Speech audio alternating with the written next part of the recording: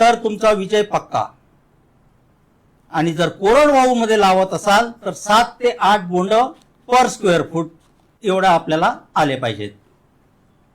तर आपल्याला बागायतीमध्ये 24 ते 26 क्विंटल पर्यंत उत्पन्न मिळतं आणि जिरायती कंडिशनमध्ये 12 ते 14 क्विंटल पर्यंत आपण जाऊ शकतो.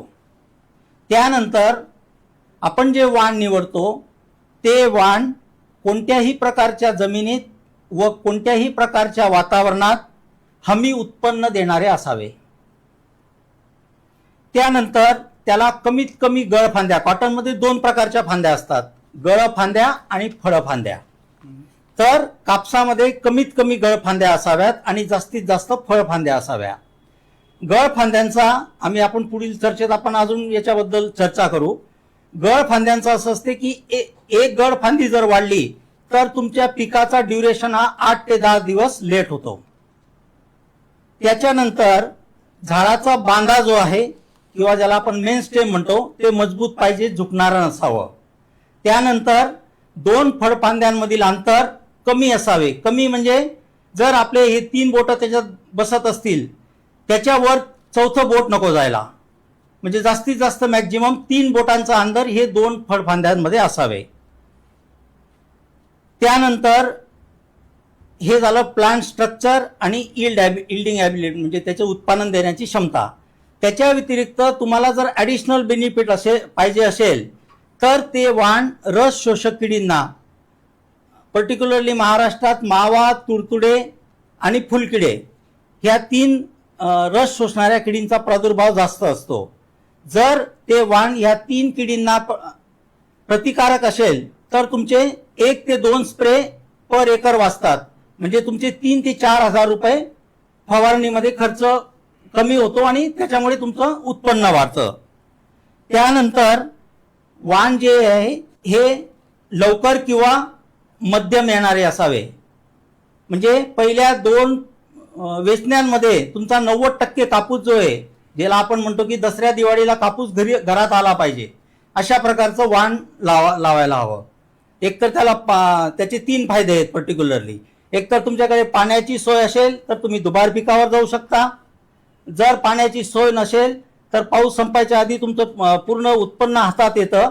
आणि तिसरं जो मेजर इश्यू आहे गुलाबी बोंडाळी, लवकर येणाऱ्या आणि मध्यम येणाऱ्या वाणांमध्ये गुलाबी बोंडाळीचा प्रादुर्भाव हा कमी होतो. त्यामुळे साहजिकच आपली उत्पन्नातील घट कमी होते. त्यानंतर त्या वाणाला पाण्याचा ताण सहन करण्याची क्षमता असावी.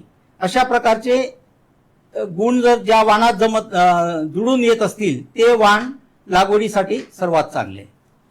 म्हणजे नुसतं कुठलं वाण आपण निवडावं याच्यावरती किती साऱ्या गोष्टी अवलंबून आहेत. म्हणजे तुम्ही ज्यावेळेस मला सांगत होते तर मी नोट डाऊन करत होतो की काय काय अनुभव आहे. म्हणजे वॉटर डिस्ट्रेस 90% माल आपला पहिल्या 2 वेचण्यामध्ये यायला पाहिजे. म्हणजे आपल्याकडे दिवाळीपर्यंत किंवा दिवाळी नंतरच्या एका वेशात आपल्याकडे यायला पाहिजे. पिंक बोलवर्म जे सर्वात मोठी अडचण किंवा भारतामध्ये कॉटनवरती सर्वात मोठा रोग सध्या येतोय त्याच्यापासून वाचू शकतात. शिवाय स्प्रेइंग कमी होते. म्हणजे जवळपास 2 फवारणी जर आपली कमी लागत असेल तर 3 ते 4 हजार रुपये आपले वाचू शकतात. राईट. अशा कितीतरी गोष्टी फक्त वाणावरती अवलंबून आहेत असं तुम्ही म्हणताय. आणि माझ्यासाठी तर खूप आश्चर्याची म्हणजे झाली की आजपर्यंत मी असं बघत होतो की ज्या वेळेस शेतकऱ्याला कापूस लावायचा असतो तो शेजारच्या शेतकऱ्याकडे जातो किंवा कृषी सेवा केंद्रामध्ये जातो आणि ते जे सांगेल ते करतो. पण याच्यामध्ये सुद्धा किती विचार करायला पाहिजे. आणि मला विशेष करून एक गोष्ट याच्यामधली आवर्जून हायलाईट करू शकते की गॅरंटीड इन्कम. तुम्ही गॅरंटीड इन्कम जे म्हटलं की वाण असं निवडायचं की गॅरंटीड तुम्हाला, गॅरंटीड पेक्षा आपण अश्युअर्ड शब्दावर जोर देऊ. Right, assured. कारण कोणत्याही क्षेत्रामध्ये 2 प्रकारच्या गोष्टी असतात ज्या आपण कंट्रोल करू शकतो आणि ज्या आपल्या हाताबाहेरच्या असतात. हाताबाहेरच्या म्हणजे पाऊस कधी येईल हे कोणाला माहित नाही, किती क्वांटिटीने येईल ते माहित नाही. पण ह्या बाकी गोष्टी ज्या आपल्या हातात आहे त्या जर आपण केल्या तर आपल्याला नक्कीच हमी उत्पन्न मिळेल. बरोबर. सो या सगळ्या गोष्टी फक्त एका निर्णयावरती शेतकऱ्याच्या अवलंबून आहेत. म्हणजे वाण निवडणे किती इम्पॉर्टंट आहे मला असं वाटते सर्व शेतकरी बांधवांना पण आपण कुठलं वाण निवडावं आणि त्याच्यासाठी कुठल्या गोष्टी बघायला पाहिजेत. आपण आशिष सरांकडनं पण जाऊन घेऊया की महाराष्ट्रामध्ये जे वेगळे वेगळे रिजन्स आहेत, विदर्भ आहे, मराठवाडा आहे, म्हणजे जवळपास आपण 8 ते 9 जिल्ह्यांमध्ये कापसाचं उत्पादन घेतो, राईट. तर याच्याबद्दल आम्हाला सांगा की कुठल्या क्लायमॅटिक झोनमध्ये कुठले कुठले वाणं असायला पाहिजे किंवा कोणत्या गोष्टींचा विचार करायला पाहिजे. म्हणजे वाण निवडणे किती महत्वाचं सरांनी आम्हाला सांगितलं, बट निवडायच्या आधी कोणते फॅक्टर शेतकऱ्यांनी विचार करावे, तेव्हाच ते वाण त्यांनी ठरवावं की हे वाण मला निवडायचं आहे. या कोणत्या गोष्टी असाव्या, म्हणजे एकदम अगदी 3-4 असे बुलेट पॉईंट्स आम्ही जर तुम्ही शेतकऱ्यांना सांगितले तर.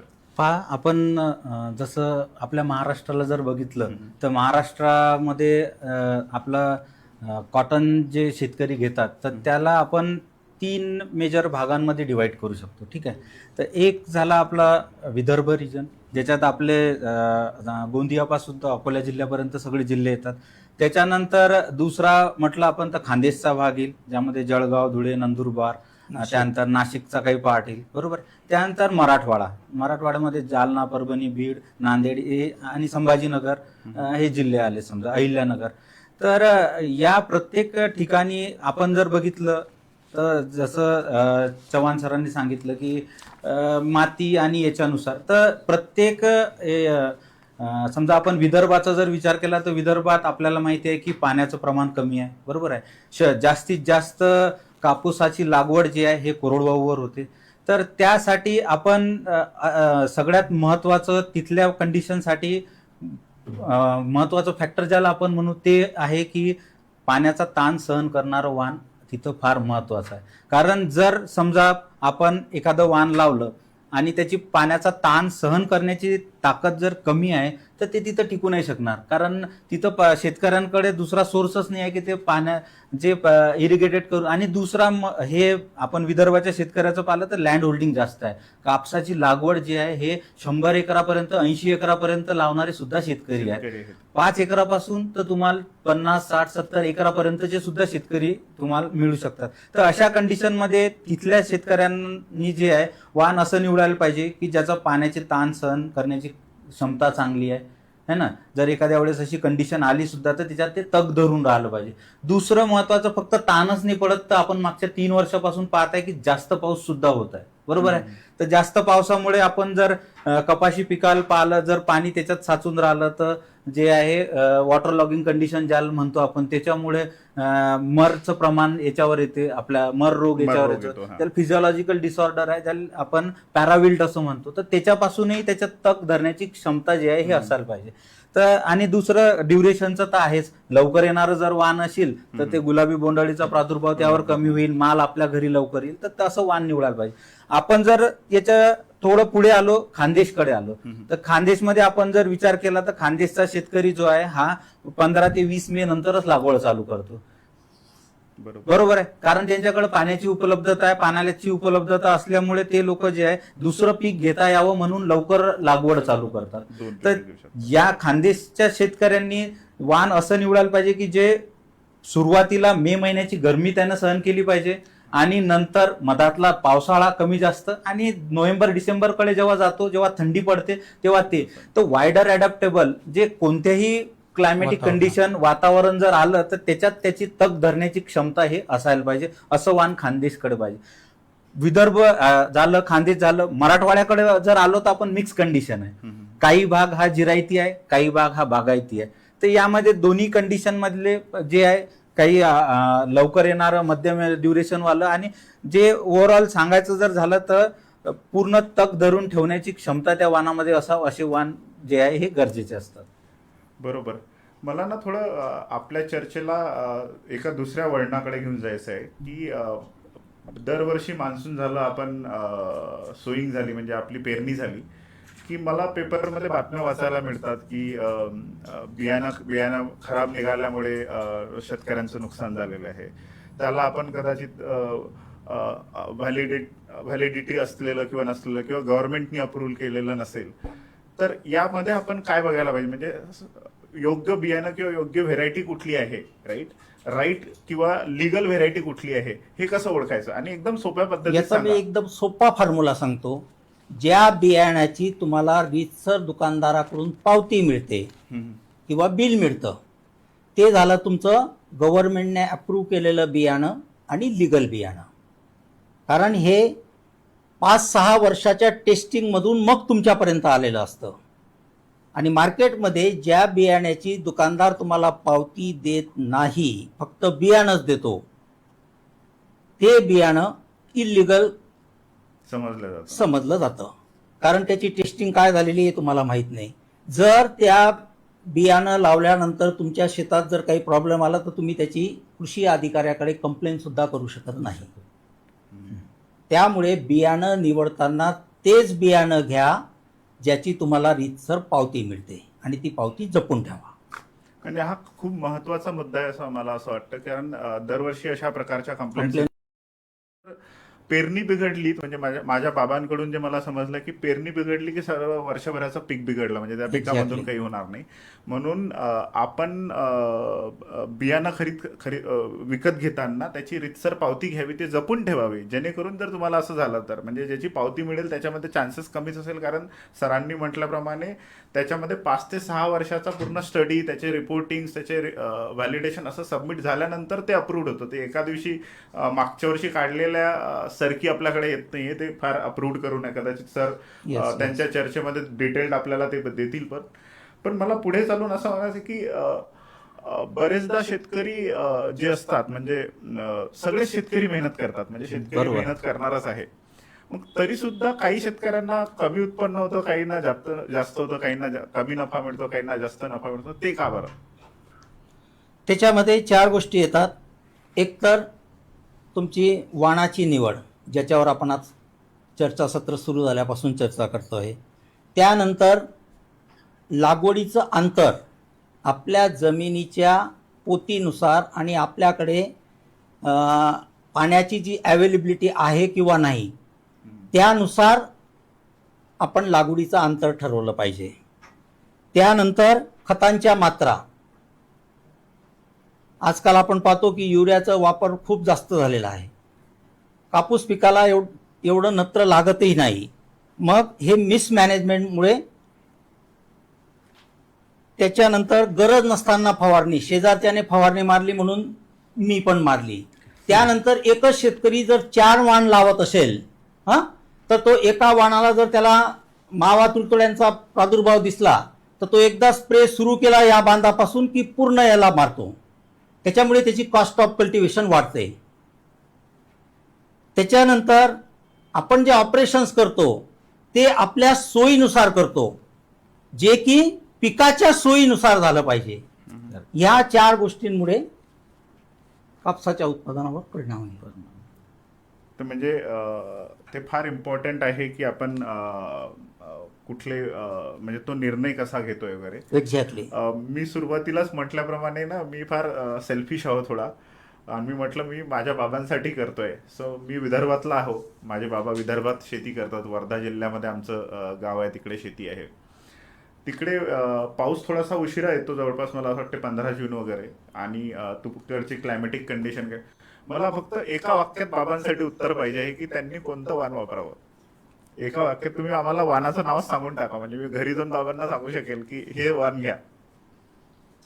कुठलं वाण घेऊ? जे वाण सरळ वाढणारं आहे, पाण्याचा ताण सहन करणार आहे, असे मार्केटमध्ये बायोसीडचं 6001 हे वाण उपलब्ध आहे मार्केटमध्ये. आणि ते हे सरळ वाढणारं आहे, पाण्याचा ताण सहन करणारं आहे, मध्यम मॅच्युरिटीचं आहे, रस शोषण किडींना खूप प्रतिकारक आहे.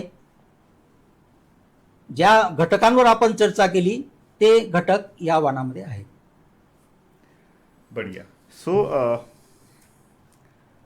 कापूस उत्पादनामध्ये म्हणजे माझे जे प्रश्न आहे हे सगळे असं समजा की माझे बाबा विचारतात, मी नाही विचारते. मी फक्त त्यांचा मीडियम म्हणजे एका म्हणजे कापूस उत्पादक शेतकऱ्याचा प्रतिनिधी म्हणून मी आज हे सगळे प्रश्न विचारतोय.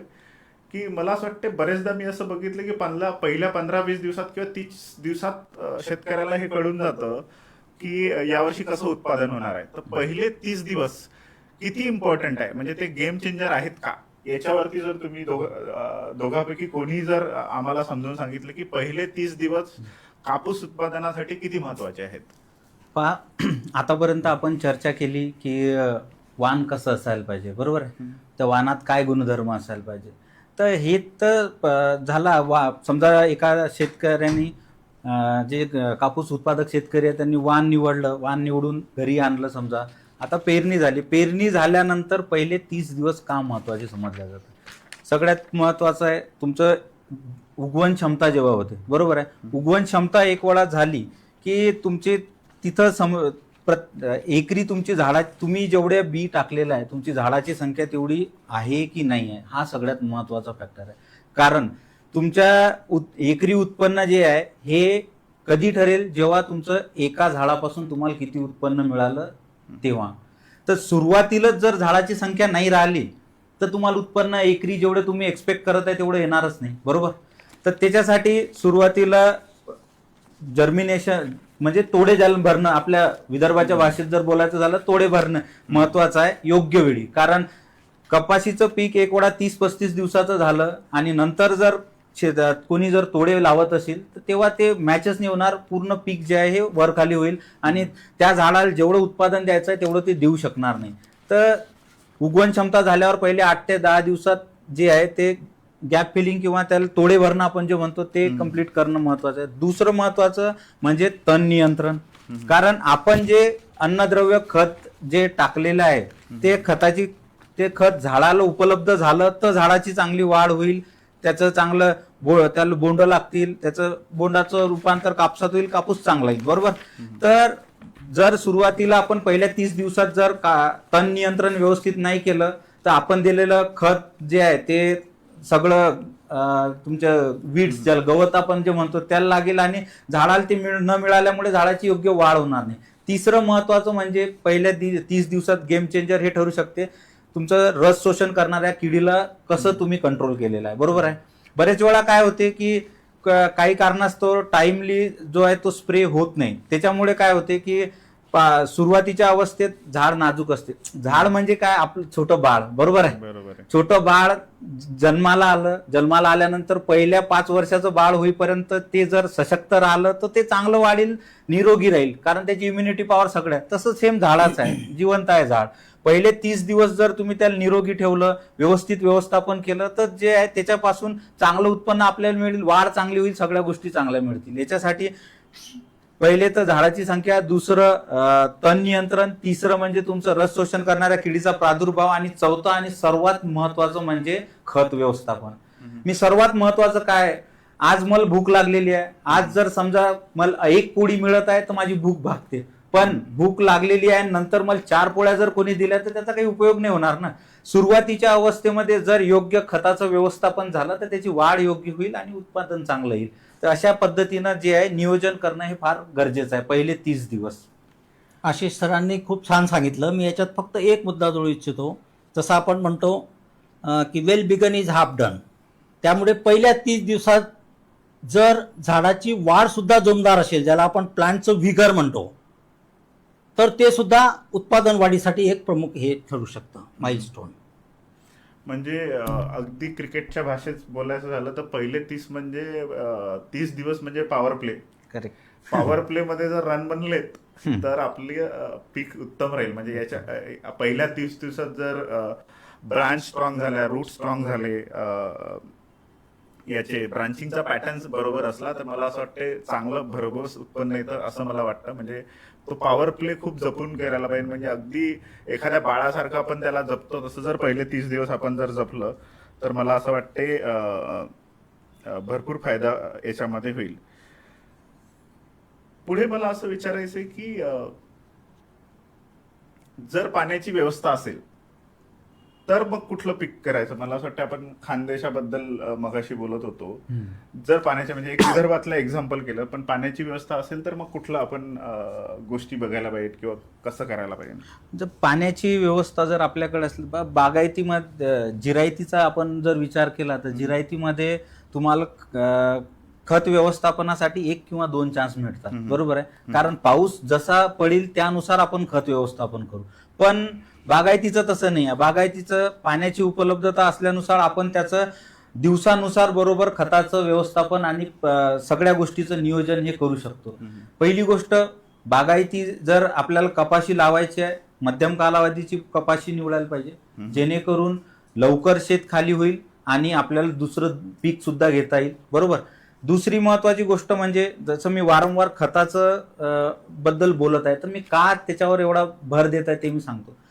प्रत्येक अन्नद्रव्याचं जे आहे आपण दिल्यानंतर झाडाला कधी उपलब्ध होईल याची जे आहे हे ठरलेला वेळ आहे. बरोबर आहे. जसं झाडासाठी नत्र, स्फुरत, पालाश तिन्ही खत महत्वाचे आहे. नत्राचा जर आपण विचार केला तर नत्र जर आपल्या झाडाला आज टाकलं तर ते झाडाला उपलब्ध होण्यासाठी आणि शोषून घेण्यासाठी 4 ते 5 दिवसाचा कालावधी हा लागतो. बरोबर आहे. त्यानंतर स्फुरतचा जर आपण विचार केला तर स्फुरतला 15 ते 16 दिवस लागतात. त्यानंतर आपण पालाशचा जर विचार केला तर 30 ते 35 दिवस लागतात. तर तुमचा जो प्रश्न होता की बागायतीसाठी, तर बागायतदार शेतकरी काय करू शकतो, तर या खताच्या डोसाला 3 मध्ये डिवाइड करू शकतो, 3 भागात, जेणेकरून काय होईल की झाडाला योग्य खताचं व्यवस्थापन होईल आणि त्याला चांगल्या पद्धतीनं जे आहे हे उत्पन्न घेता येईल. बरोबर. नाही, अगदी मला असं वाटतं हा महत्वाचा मुद्दा आहे, कारण भारतामध्ये जवळपास 65% अजूनही रेनफेड वॉटर म्हणजे वरच्या पावसावरती अवलंबून आहे. 80% आहे. फक्त 20% लोकांकडे म्हणजे पाण्याची व्यवस्था आहे. आणि कापसाचं पीक म्हटलं म्हणजे पावसासोबतची पार्टनरशिप, राईट. म्हणजे पावसावरती खूप अवलंबून आहे, राईट. तर ती किती मोठी रिस्क आहे, म्हणजे पाऊस लवकर येणे, जास्त येणे, कमी येणे, हे किती मोठी रिस्क आहे एका शेतकऱ्यासाठी, पावसावरती किती अवलंबून आहे. खरोखर खूप मोठी रिस्क आहे. आणि ही गोष्ट जी आहे ती आपल्या हातातली नाहीये. पाऊस कधी पडणार हे आज आपण सांगू शकत नाही, कोणी त्याला प्रिडिक्टही करू शकत नाही. त्यासाठी जिथे आपण कोरडवाहूचे कापूस करतो तिथे वाण निवडताना कंपल्सरी तुम्ही मध्यम किंवा लवकर येणारं वाण निवडलं पाहिजे. त्याच्यामध्ये पाण्याचा ताण सहन करण्याची क्षमता पाहिजे. आणि सर्वात महत्वाचं, तुम्हाला तिथे स्पेसिंग हे खूप महत्वाचा रोल प्ले करतं. जेवढं तुम्ही प्लांट पॉप्युलेशन वाढवाल तेवढं तुमचं उत्पन्न वाढेल. इव्हन तुम्ही कोरडवाहू मध्ये 3 बाय भारी जमीन जर असेल तर 3 बाय 1 फुटावर सुद्धा जाऊ शकतात. एकरी तुमची संख्या वाढली की ऑटोमॅटिक तुमची रिस्क जी आहे ती मॅनेज होते.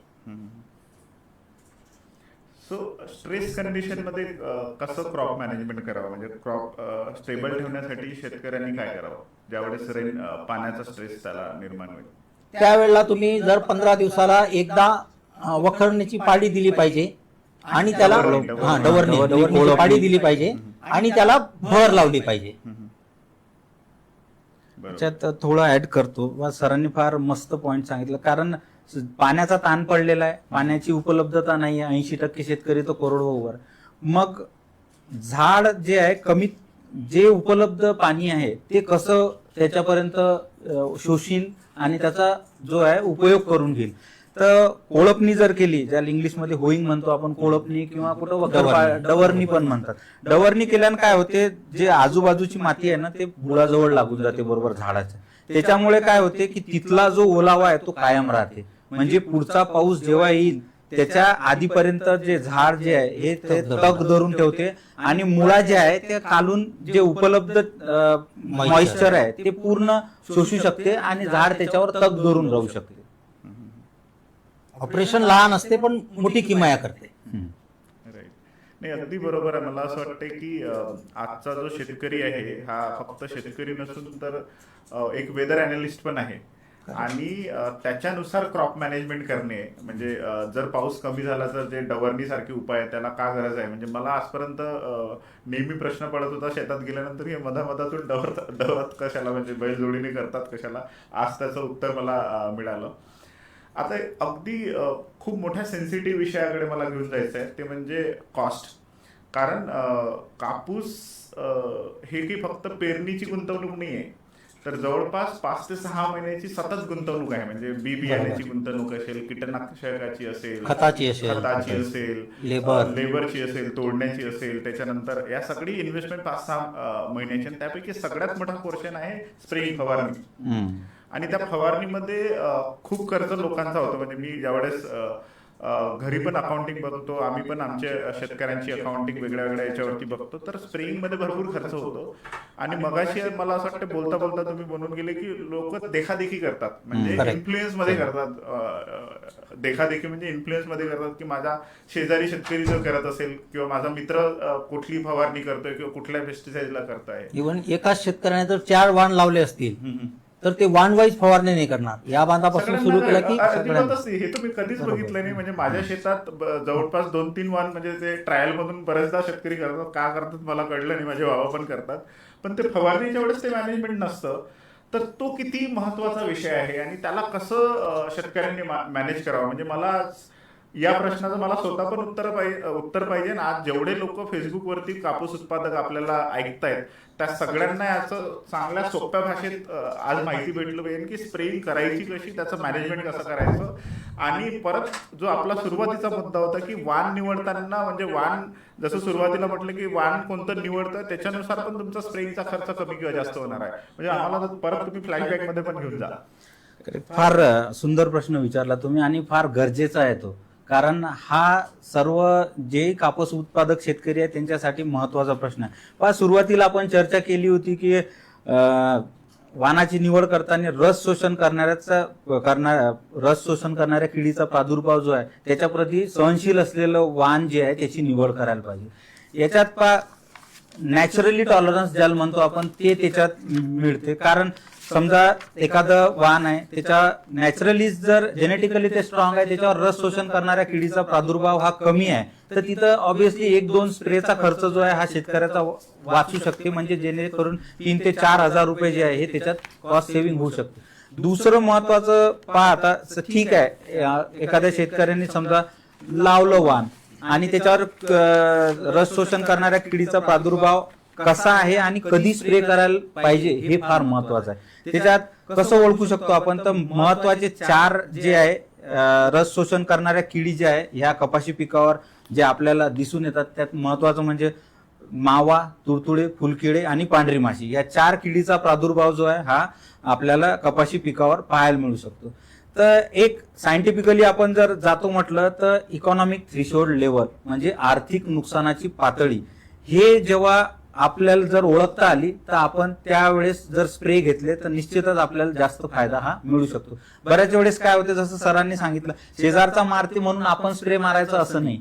त्याच्यात आपलं कॉस्ट ऑफ कल्टिवेशन वाढेल, गरज नसताना आपण स्प्रे मारू, जेव्हा प्रादुर्भाव होईल तेव्हा मग स्प्रेची गरज पडेल तर आणखी आपल्याला स्प्रे घ्यावा लागेल, तर त्याच्यामुळे जास्त खर्च वाढेल. तर आर्थिक नुकसानाची पातळी म्हणजे काय, मी जे हे 4 किडे सांगितले मावा, तुडतुडे, फुलकिडे आणि पांढरी माशी, ह्या 4चं जे आहे हे 8 ते 10 कीड याचे प्रौढ जे पानाच्या खाली किंवा वर आपल्याला पाहायला मिळतात, तर त्याचा प्रादुर्भाव जेव्हा असतो तेव्हा जे आहे हा स्प्रे घ्यायला पाहिजे.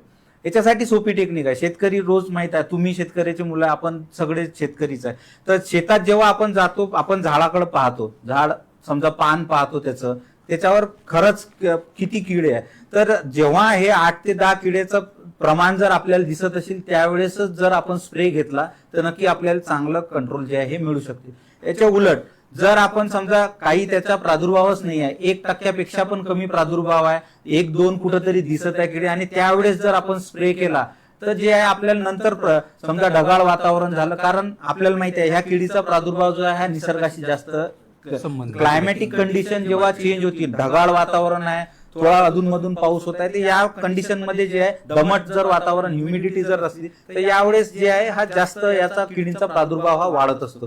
तर त्यावेळेस आपण स्प्रे नाही घेतला, आधीच घेऊन घेतला तर त्याचं ऍडिशनल कॉस्ट जे आहे हे आपल्याला द्यावं लागते. आणि शेवटी आपण जेव्हा गणित करतो तेव्हा आपण पाहतो आपण 50,000 रुपये लावले आणि आपल्याला 10,000 रुपये उरले, तर हे गणित कुठंतरी मिसमॅच होते. त्याच्यासाठी आर्थिक नुकसानाची पातळी जेव्हा असेल तेव्हाच शेतकऱ्यांना जो आहे हा स्प्रे घेणं फार गरजेचं आहे. नाही, अगदी महत्वाचा मुद्दा तुम्ही मांडला. पण आता वातावरण तर आपल्या हातात नाही आहे आणि उभं असलेलं पीकही आपण काही तसंच वाया जाऊ देत नाही. म्हणजे बऱ्याचदा शेतकरी कुठून तरी काही ना काही ऍडजस्टमेंट करून ते स्प्रेइंग मारतं. पण याच्यापासून वाचायसाठी जर मला असं वाटतं वाण निवडतानाच जर आपण खबरदारी घेतली आणि आपल्याला गेल्या कितीतरी वर्षाचा अनुभव असतो की कोणत्या वेळेस कुठलं वातावरण आपल्याकडे असतं नेहमी, म्हणजे ते दरवर्षी बदलत पण राहत असेल पण कमी अधिक प्रमाणात त्या असतं की त्याच्यानुसार पण आपण ते वाण निवडायला पाहिजे आणि त्याच्यामधून त्यांना शेतकऱ्यांना त्या योग्य वाणातून कदाचित स्प्रेइंगचा 3,000 ते 4,000 पर्यंत खर्च कमी होऊ शकतो. सो हे जे ओव्हरडोसेस जे आहे याच्यामुळे जो लॉस होतो याच्यातून कसा वाचेल शेतकरी? जे ओव्हरडोसेस तुम्ही खताबद्दल नाही, स्प्रेचे पण कोणतीही कीटकनाशक जे आहे ना त्याचं प्रमाण ठरलेलं आहे. ओव्हरडोसही बरेच वेळा पाहायला मिळते किंवा अंडरडोसही पाहायला मिळतं. एखाद्या समजा कीटकनाशक आहे त्याचा रिकमेंडेड डोस जर समजा 25 ml आहे, ठीक आहे, 25 ml 10 लिटर पाण्यात.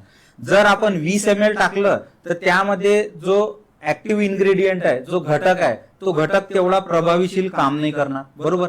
दुसरं, जर समजा 25 ml चा डोस आहे 10 लिटरला आणि तुम्ही 30-40 ml जर टाकत आहे तर त्या केसमध्ये काय होते की ज्या किडी समजा आपण तुडतुडे मावासाठी आपण स्प्रे घेतला, त्याच्यासाठी आपण 25 ml चा एखाद्या कीटकनाशकाचा डोस आहे, आपण 40 ml टाकलं.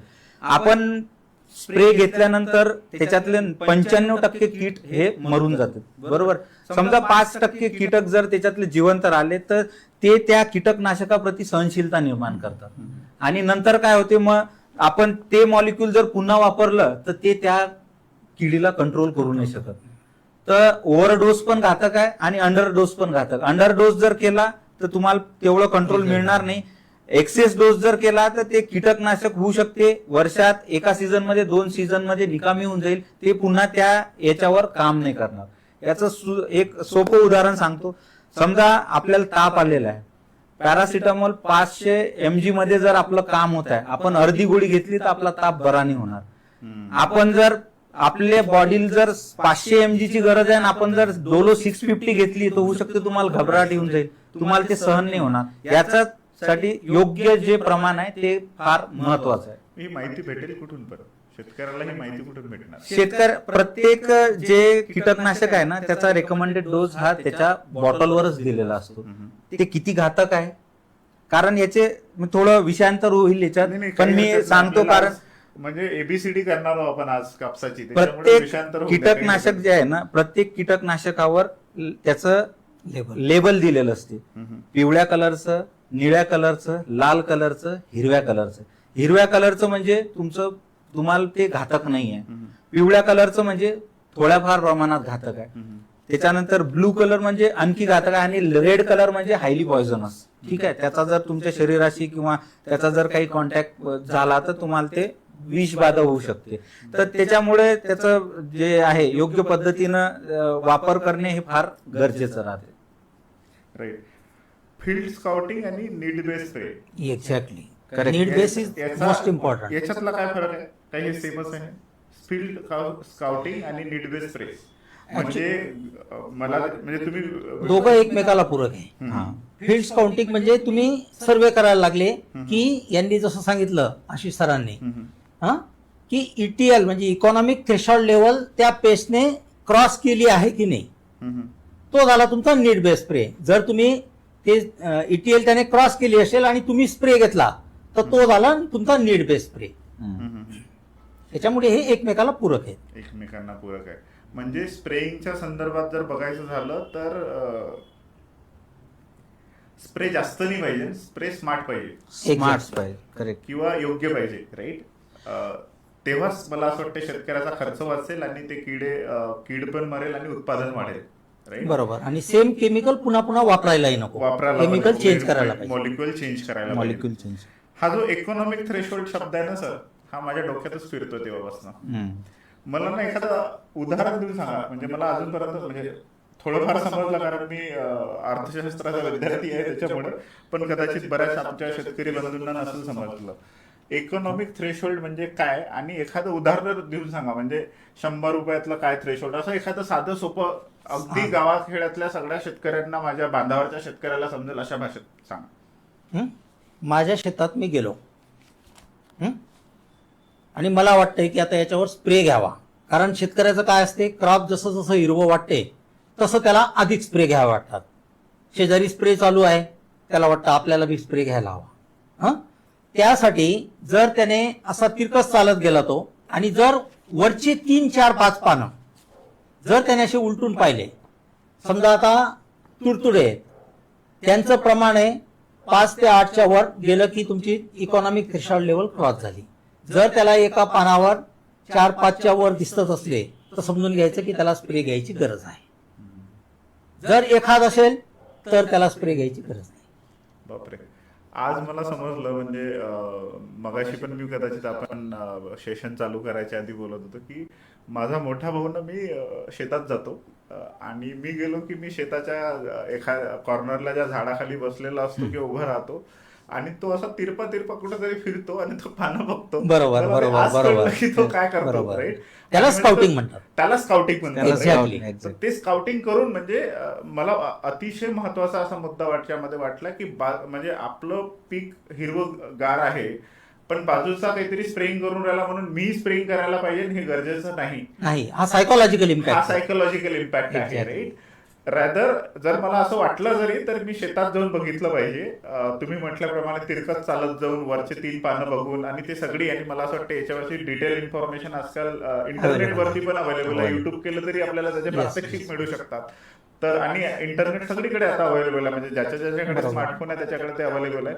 तर ते करून मला असं वाटतं आपण योग्य ते औषध आपल्या जवळच्या ऍग्री इनपुट शॉपला म्हणजे डीलरला मागितलं पाहिजे, ना की त्यांना जे म्हटलं ते. कारण तोच फील्ड स्काउटिंग करायला नाही गेला, फील्ड स्काउटिंग तुम्ही करतायत, राईट? त्याच्यामुळे डीलरनी सांगितलेलं नाही तर तुमच्या फील्ड स्काउटिंग मधून म्हणजे किंवा तुमच्या शेतात जे फेरफटका मारून जे सरांनी सांगितल्याप्रमाणे जे आपण इकॉनॉमिक थ्रेशोल्ड नुसार जे पाहतो त्याच्यानुसार तुम्हाला कुठलं औषध घ्यायचं आहे किंवा मारायचं आहे हे तुम्हाला ठरवायचं आहे. आणि ते कशावरून ठरेल? ज्याच्यावरून तुम्हाला जे इन्सेक्टचे जे प्रकार सांगितलेत आपल्याला. मी फक्त समराईज करण्याचा प्रयत्न करतो, कारण मला समजलं म्हणजे कदाचित त्यांना समजलं असं मी कन्सिडर करतोय की पिंक बोलवर्म असेल किंवा सकिंग पेस्ट असेल, राईट?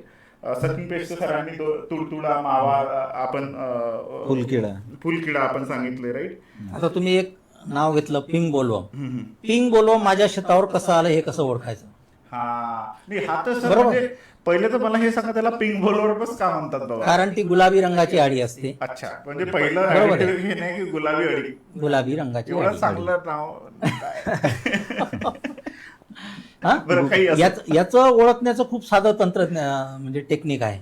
तुम्ही जर शेताच्या बांधावरून जरी उभे राहिले, जर तुम्हाला रोजेटी फ्लावर दिसले तर समजायचं की माझ्या शेतात पिंक बोलवर्म ची एंट्री झालेली. रोजेटी फ्लावर म्हणजे त्याचे जे पाते असतात ते असे गुच्छ होतो, म्हणजे फुल असं प्रॉपर ओपन होत नाही कापसाचं. समजायचं त्याच्यामध्ये पिंक बोलवर्मचा larva आहे. सरांनी जे सांगितलं ना त्याचं आणखी सोपं सांगतो मी. कमळाचं फुल पाहिलं तुम्ही? कमळाचं फुल त्याचे पाकळ्या ज्या आहेत त्या उमळायच्या आधी कशा बंद असतात, बस तसं जे फुल आहे हे कापसाचं फुल तसं दिसेल तुम्हाला. काय होते, ते अळी जे आहे आतमध्ये असते. थोडं डिटेल टेक्निकली जर जातो म्हटलं तर त्या अँथरला चिपकलेली असते, जो मधात जिथं परागीकरण होते तिथं चिपकलेली असते. परागीकरण होते ते अळी तिथं आहे, परागीकरण झालं, छोटं बोंड तयार झालं की ते त्याच्या आतमध्ये जाऊन बसते. कशी गुलाबी आहे, जसं तुम्ही म्हटलं नाव गुलाबी आहे पण ते फार घातक आहे. एक वेळा जर ती बोंडाच्या आतमध्ये गेली तर तुम्ही कितीही महागाचं कीटकनाशक त्याच्यावर स्प्रे करा, त्याचा काहीही एक उपयोग होत नाही. त्याचं नियोजन जे आहे हे फुलावस्थेतच होणं गरजेचं आहे. फुलावस्थेत जर सरांनी सांगितल्याप्रमाणे तुम्ही जर शेताच्या बांधावर उभे आहे किंवा शेतात फिरत आहे, तुम्हाला जर डोमकळी दिसत आहे तर समजून जायचं आपल्या शेतावर जे आहे हा गुलाबी बोंडअळीचा प्रादुर्भाव हा झालेला आहे. त्या स्टेजला जर त्याला तुम्ही कंट्रोल केलं, चांगल्या प्रकारचे मॉलिक्यूल जे आहे हे मार्केटमध्ये उपलब्ध आहेत, त्याच्या स्प्रेनी जे आहे याचं कंट्रोल जे होऊ शकते. एक वेळा अळी बोंड बनलं, छोटं बोरासारखं छोटं बोंड बनलं आणि त्याच्या आतमध्ये ही अळी जाऊन बसते, विष्ठेनं जे आहे बोंड पॅक करून देते आणि जसं बोंड मोठं होत जाते तसं एका पाकडीतून दुसऱ्या पाकडीत, दुसऱ्या पाकडीतून तिसऱ्या पाकडीत जाते आणि आतून पूर्ण बोंड जे आहे सडवून टाकते. बोंड तर मोठं दिसेल तुम्हाला, नॉर्मल ग्रोथ झालेलंच बोंड दिसेल, पण ते बोंड कधी उमळणारच नाही. कपाशी किती वय झालं कपाशीचं तरी, जेव्हा तुम्ही त्याला ब्रेक करून पाहता तेव्हा आतमध्ये जे आहे पूर्ण सडलेलं दिसते आणि त्याच्या आतमध्ये ती अळी असते. तर अशी ही घातक गुलाबी बोंड अळी आहे. म्हणजे आज मला म्हणजे हे ज्यावेळेस आपण तुम्ही मला सांगतायत तर मला लिटरली माझ्या समोर चित्र उभं झालं की जसा भाऊ जातोय बघतोय, त्याच्यानंतर ह्या अड्या पण मी बघितलेल्या आहे बरेचदा. मला वाटतं याच्यावर थोडं असं आणखी आपण डिटेल जायला पाहिजे, कारण हा खूपच महत्त्वाचा मुद्दा आहे आणि याच्यात सर्वात जास्त खर्च शेतकऱ्यांचा जातो. आणि ही जर क्रॉप प्रोटेक्शन वाली स्टेज जर पार केली मला असं वाटते तर देन मॅच आपल्या म्हणजे जीत पक्की आहे, राईट, जीत पक्की आहे असं मला असं वाटतं. सो आपण पिंक बॉलवर्म बद्दल सांगितलं. आता हे जे सकिंग पेस्ट आहे तुडतुडा, त्याला कसं ओळखायचं? मी आता हे तिन्ही मी वॉटर फ्लाईज मध्ये पण व्हाईट फ्लाईज मध्ये पण जाणार आहे किंवा आणखी कुठले असेल, म्हणजे आता याचं पूर्ण पोस्टमॉर्टमच करायचं आपल्याला आज. म्हणजे आज आपल्याला फेसबुक लाईव्ह वरती किंवा या लाईव्ह सेशन मध्ये जे शेतकरी बघतायत ह्या 3 गोष्टींमध्ये त्यांना एकदम म्हणजे ते निपुण झाले पाहिजेत. कारण मला हे ज्यावेळेस तुम्ही सांगताय ना, तर मला तर असं वाटत आहे की हा शेतकरी शेती असं फार सोपं गणित नाहीये, तो एक प्रकारचा शास्त्रज्ञच आहे, म्हणजे शास्त्रज्ञच आहे आणि शास्त्रज्ञ आहे, अर्थशास्त्रज्ञ आहे, अर्थतज्ञ आहे, किती सारे वेगळ्या वेगळ्या, म्हणजे हे एक स्पेशलाइज डिग्रीज आहेत, राईट. त्याच्यामुळे आता मला असं वाटतं ह्या गोष्टी शेतकऱ्यांना समजला पाहिजे. आणि या गोष्टी जर आपल्या फेसबुक माध्यमातून आणि तुमच्या अनुभवातून जर आज शेतकऱ्यांना कळत असेल तर मला असं वाटतं आपण ते थोडंफार आपण या इनिशिएटिव्हचं यश मानू शकतो. सर, सकिंग पेस्ट, तुमचं सकिंग पेस्ट तुम्ही जो प्रश्न विचारला त्याच्या आधी एक माझ्याकडून मी ऍड करू शकतो, कारण तुम्ही निपुण हा शब्द वापरला, बरोबर.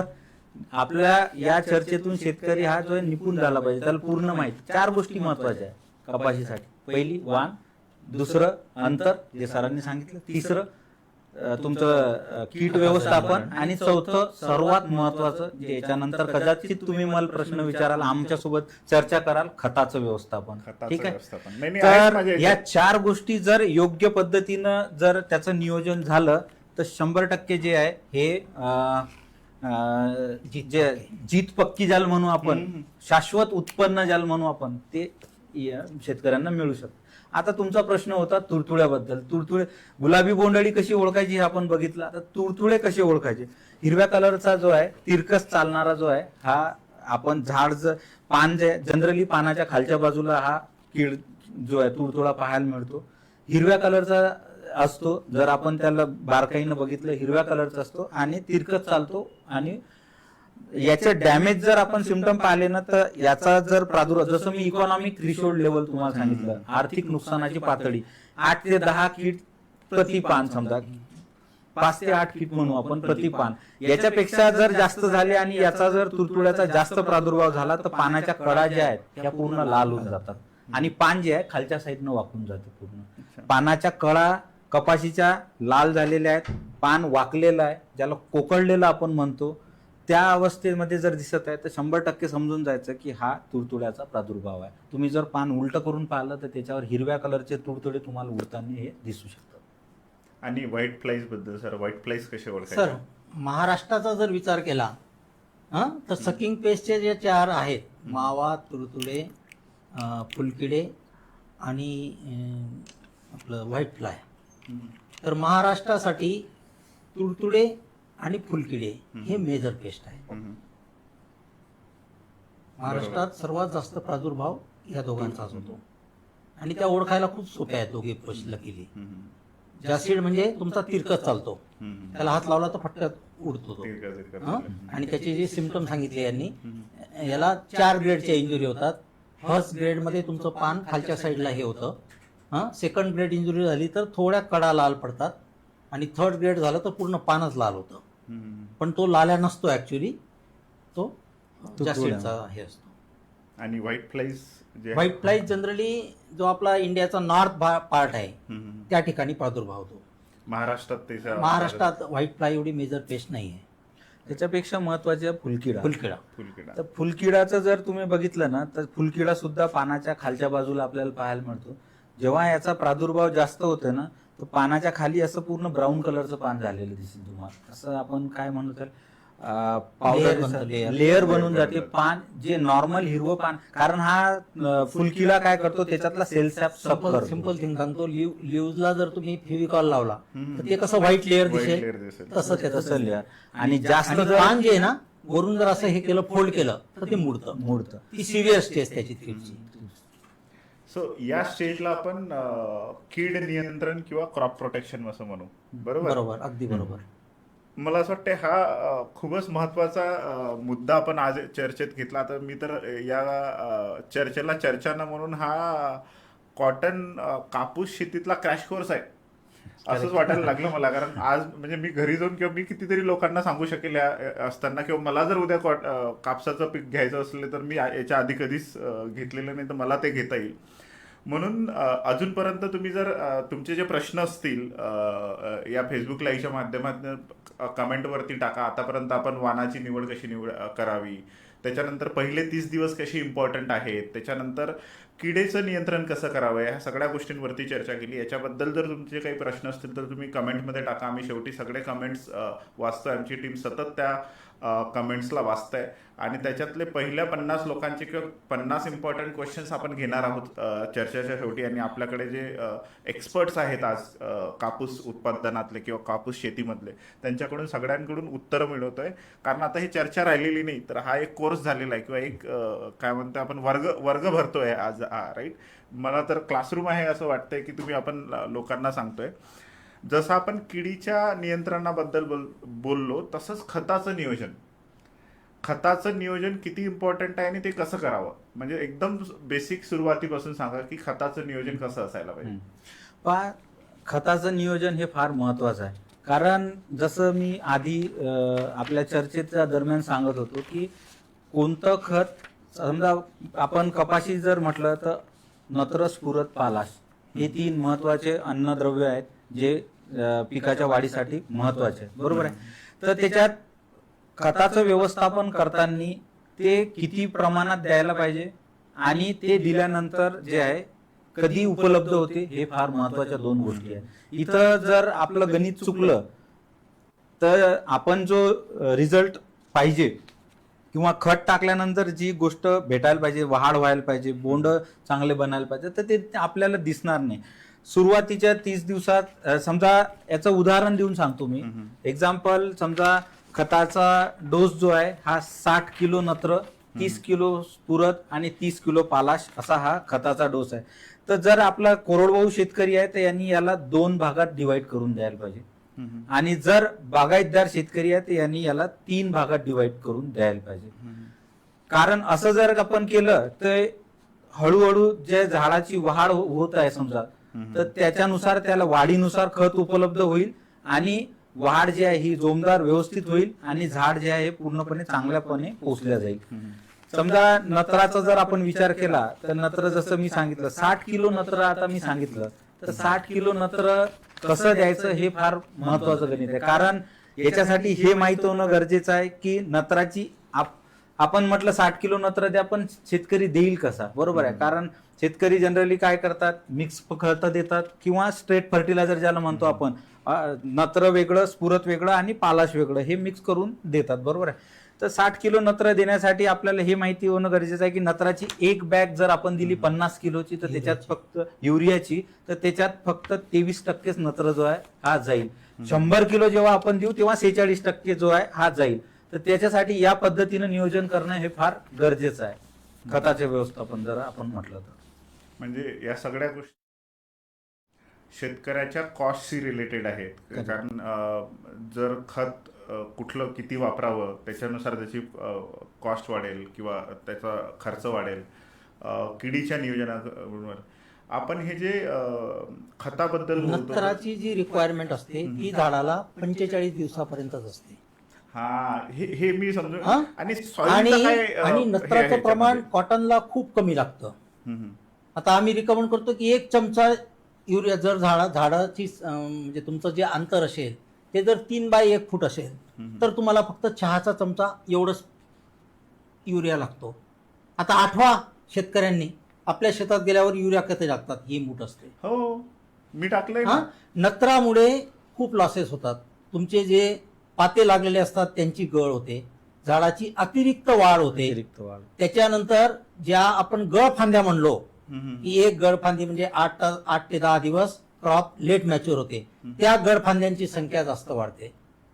आणि नत्रामुळे झाडाच्या पानांना जास्त हिरवापणा आल्यामुळे त्याच्यावर सकिंग पेस्ट सुद्धा जास्त अट्रॅक्ट होतात मावा, तुडतुडे आणि त्याच्यामुळे नत्राचं नियोजन खूप आवश्यक. सरांच्या याच्यात मी आणखी एक ऍड करू इच्छितो. प्रत्येक अन्नद्रव्याचं उपलब्धता कधी होईल हे जसं ठरलेलं आहे, तसं प्रत्येक अन्नद्रव्याचं कार्य सुद्धा ठरलेलं आहे. नत्र जर तुम्ही दिलं तर नत्र काय करते, झाडाला हिरवं वहाड करणे, जसं सरांनी सांगितलं हिरवे ठेवणे, याच्यासाठी मदत करते. स्फुरद जे आहे हे रूट स्ट्रॉंग करून अन्नद्रव्य शोषण्यास मदत करते. हे स्फुरदचं काम आहे. पालाशचं काम काय आहे, तर पालाशचं काम लेट लागते. का लेट लागते, आज टाकल्यानंतर 30 ते 35 दिवसानंतर उपलब्ध होते. कारण त्याचं मेन कार्य जे आहे हे बोंडाची साईज वाढवणे, बोंडाचं वजन वाढवणे, क्वालिटी वाढवणे, याच्यासाठी जे आहे पालाश. तर अन्नद्रव्य फक्त दिले म्हणून नाही, तर त्याच्यापासून प्रत्येकापासून काय काय त्याची म्हणजे ते झाडाला कसं उपलब्ध होते आणि त्याच्यापासून काय काय फायदे होतात हे सुद्धा माहिती होणं गरजेचं आहे. जसं आपण आधी ओव्हरडोस बद्दल बोललो, सेम खताबद्दलही होते. स्प्रेचा जर तुम्ही कीटकनाशक जास्त जर वापर केला तर त्याचा तुमचा कॉस्ट वाढते किंवा आणि त्याचा विपरीत परिणाम झाडावर होतो. तसंच जे आहे याचा सुद्धा आहे खताचं. एक्सेस डोस जर तुम्ही दिला तर तुमचं खताचं कॉस्ट वाढते, बरोबर आहे, म्हणजे तुमचं कॉस्ट ऑफ कल्टिवेशन वाढते. त्याच्यामुळे जेवढा रेकमेंडेड डोस आहे प्रत्येक ठिकाणी विद्यापीठानं, जे आपलं कृषी विद्यापीठ आहेत किंवा हे आहेत, यांनी खताची शिफारस केलेली आहे की हा डोस जो आहे, जो मिनिमम डोस आपण ज्याला म्हणतो. पण जनरली काय होते की आपण युरियाच्या 2 बॅग टाकायच्या, डीएपीची 1 बॅग टाकायची, पोटॅशच्या 2 बॅग टाकायच्या, असं नियोजन होते. तर तसं नियोजन न करता जर रेकमेंडेड डोस नुसार जर आपण नियोजन केलं तर आपलं कमी खर्चात चांगलं उत्पन्न जे आहे हे शेतकरी घेऊ शकतात. बरोबर. बट खताच्या बाबतीत आपण सॉइल टेस्टिंग हा जो एक विषय आहे की आपण सुरुवातीलाच त्याची सॉइल टेस्टिंग करतो. म्हणजे एक तर तुम्ही सांगितलं की नत्राची आवश्यकता किती आहे, राईट. तर हे म्हणजे आपला शेतकरी अंदाजावरच चालतो किंवा आपल्या जुन्या पुराण्या म्हणजे आधीचे एक्सपिरियन्सेस, म्हणजे माझ्या आजोबा जे करत असतील त्याच्यातल्या काही गोष्टी माझ्या बाबांनी घेतल्या असेल, करतील किंवा आजूबाजूचे शेतकरी जे करतात त्यापैकी काही गोष्टी आम्ही लोक पुढे चालून घेऊन जाऊ. तर हे सायंटिफिक वे ज्याला म्हणू आपण, की तुम्ही सॉइल टेस्टिंग करणे किंवा ह्या गोष्टी समजून घेणे की नत्राची रिक्वायरमेंट किती आहे, हे किती इम्पॉर्टंट आहे. आणि सॉइल टेस्टिंग करायची की नाही करायची एकदा सरळ उत्तर देऊन टाका सर. करायला हवी, करायला पाहिजे. मग आम्ही का करत नाही, म्हणजे आमचे शेतकरी का करत नाही, त्या गोष्टीला तेवढं महत्व दिलं जात नाही. पारंपरिक पद्धतीने शेतीत मी जे म्हटलो पहिल्यांदा की शेतकरी आपल्या कन्व्हिनियन्स प्रमाणे क्रॉप ग्रो करतो, क्रॉपच्या कन्व्हिनियन्स प्रमाणे जात नाही. की क्रॉपला ज्या स्टेजला जे पाहिजे ते त्याला दिलं तर तुम्हाला रिझल्ट चांगले मिळतील. फार महत्वाची गोष्ट तुम्ही विचारली सर, आणि सरांनी पण हे केलं. सॉइल टेस्टिंग हा फार महत्वाचा विषय आहे आणि गव्हर्नमेंटने सुद्धा त्याच्यासाठी भरपूर उपक्रम सुरू केलेले आहे. आता पहिले असं होतं की 1-2 सॉइल टेस्टिंग लॅबोरेटरीज होत्या, पण आता तर सर्वत्र सॉइल टेस्टिंग तालुका लेवलवर, जिल्हा लेवलवर प्रत्येक ठिकाणी जे आहे जाळं पसरलेलं आहे याचं सॉइल टेस्टिंगचं. का महत्वाचं आहे पहा, आज मी कापसाचं पीक माझ्या शेतात घेत आहे, मी खत टाकत आहे त्याच्यात 2 बॅग युरिया, 3 बॅग युरिया, पण जर सॉइल टेस्टिंग मी केलेली आहे आणि मला माहिती आहे की माझ्या शेतात जे आहे नत्राचं प्रमाण ऑलरेडी आहे, तर मी कशाला ते टाकायचं. जिथं 3 बॅग टाकत आहे तिथं माझं अर्ध्या बॅग मध्ये काम होऊ शकते. दुसरं, जर स्फुरद आहे, पालाश आहे, याच्याही संदर्भात असत आहे. आपली सॉइल ऑलरेडी जे आहे हे पोटॅशयुक्त सॉइल आहे, याच्यात ऑलरेडी पोटॅशचं प्रमाण भरपूर आहे, त्याच्यामुळे पोटॅशचा डोसही जो आहे हा कमी प्रमाणात सांगितला जातो. पण हे कधी आपल्याला कळेल, जेव्हा आपण सॉइल टेस्टिंग करू तेव्हा. याच्या व्यतिरिक्तही बाकी नत्र, स्फुरद, पालाश हे तर महत्वाचे अन्नद्रव्य आहे, पण याच्या दुय्यम ज्याला सेकंडरी मायक्रोन्यूट्रिएंट्स आपण ज्याला म्हणतो ते सुद्धा तेवढंच महत्वाचं रोल प्ले करतात. लाल्या रोग मॅग्नेशियमची डिफिशियन्सीमुळे येते. हे आपल्याला कधी जेव्हा आपण सॉइल टेस्टिंग करू त्याच्यात ते कमतरता आपल्याला दिसेल तेव्हाच आपण ते जे खत आहे ते देऊ आणि त्याच्यातून त्याला ओव्हरकम करू. याच्यासाठी सॉइल टेस्टिंग हे फार महत्वाचं आहे की हे आपलं कॉस्ट सेव्हिंगसाठी सुद्धा तेवढंच महत्वाचं आहे जो तुम्ही आधी कॉस्ट सेव्हिंग बद्दल बोलत होते. नाही, कॉस्ट सेव्हिंग हा म्हणजे सॉइल टेस्टिंग बद्दल मला एक असं नेहमी वाटलं की सॉइल टेस्टिंग म्हणजे किती खत टाकायचं असं एक इक्वेशन आहे, राईट? बरोबर. Correct. पण त्याचा संबंध एकतर हा बरोबर आहे, म्हणजे हा एस्टॅब्लिश संबंध आहे की सॉइल टेस्टिंग केली की तुम्हाला किती फर्टिलायझर लागेल किंवा टाकायचं आहे त्याचा अंदाज कळेल आणि त्याचं प्लॅनिंग करेल आणि त्याच्यामुळे खर्च पण कमी होईल. हा एक भाग झाला. पण मला त्याच्या पुढे जाऊन असं विचारायचं आहे की त्याचा फायदा तुम्हाला कुठली व्हेरायटी कॉटनची घ्यायची किंवा लावायची त्याच्यासाठी काही होऊ शकतो का? त्याच्याबद्दल काही आपल्याला माहिती, म्हणजे त्याच्यासाठी काही त्याच्यातून इनपुट्स घेतल्या जाऊ शकतात का? किंवा ओव्हरऑल क्रॉप मॅनेजमेंटमध्ये फर्टिलायझरच्या व्यतिरिक्त सॉइल टेस्टिंगचा काय फायदा होऊ शकतो? याच्यासाठी पहा, तुम्ही जो प्रश्न विचारला, सॉइल टेस्टिंग आणि व्हेरायटी किंवा वाण निवड हे तेवढं कोरिलेट नाही करत. कोरिलेट कारण सांगतो त्यासाठी, कारण जनरली आपल्या इथं मध्यम हलक्या आणि भारी जमिनी आहेत, बरोबर आहे, काही ठिकाणी मिक्स आहे. तर फार असे क्वचित वाण आहेत की जे फक्त भारी जमिनीतच चालतात किंवा हलक्या जमिनीतच चालतात. जनरली जे आहे हे वायडर अडॅप्टेबल जर असलं तर ते कोणत्याही याच्यात चालते. त्याच्यामुळे असं हायब्रिड स्पेसिफिक किंवा व्हेरायटी स्पेसिफिक आपण त्याला नाही हे करू शकत. पण एक महत्वाचं आहे, खताचं नियोजन कसं करायचं आणि त्याच्यातून कसं कमी खर्चात जास्त उत्पन्न घ्यायचं हे आपण सॉइल टेस्टिंग वरून योग्य खताचं नियोजन करून जे आहे आपण त्याचा फायदा घेऊ शकतो. पण आपण ज्यावेळेस चर्चेची सुरुवात केली त्यावेळेस आपण बोललो की कुठली व्हेरायटी निवडायची, कुठलं वाण निवडायचं हे फार इम्पॉर्टंट आहे, म्हणजे ते प्लेअर सिलेक्शन, राईट, ज्याला म्हणतो. तर त्या म्हणजे परत कॅप्टन सिलेक्शन आहे बेसिकली ते, राईट. तर त्या सिलेक्शनचा फायदा आपल्याला आपली उत्पादकता वाढवायसाठी काय फरक पडेल? म्हणजे मी थोडं इकॉनॉमिक्सकडे चाललो आता जरा, की हाय इल्ड म्हणजे हाय प्रॉफिट नाही, पण जर एकरी जर 2 क्विंटल जर मला जास्त उत्पन्न मिळत असेल तर माझी लेबर कॉस्ट तीच आहे, माझी फर्टिलायझरची कॉस्ट कदाचित तेच आहे, सीडची तेच आहे, सगळ्या गोष्टी त्याच लागल्या. तर माझ्या ओव्हरऑल इन्कममध्ये म्हणजे शेतकऱ्याला जे टेक होम ज्याला म्हणतो आपण किंवा शेवटी जे पैसे वाचणार आहेत त्याच्यामध्ये कसा फरक पडू शकतो? मला असं वाटतं तेव्हा मी याच्यावर म्हणजे प्रश्न विचारला नाही, पण मला आठवलं की तो प्लेअर सिलेक्शन जे आहे ते यील्ड वाढवण्यासाठी किंवा मुनाफा बढ़ाने के लिए हिंदी में कैसा इम्पॉर्टंट है? पहा, त्याच्यासाठी वाणाची निवड करताना पहा, तुम्ही जे हलकी मध्यम भारी जमीन पण याचं मी थोडं एक उदाहरण देऊन तुम्हाला सांगू इच्छितो. समजा एखादं वाण आहे ते आपण हलक्या जमिनीत लावलं.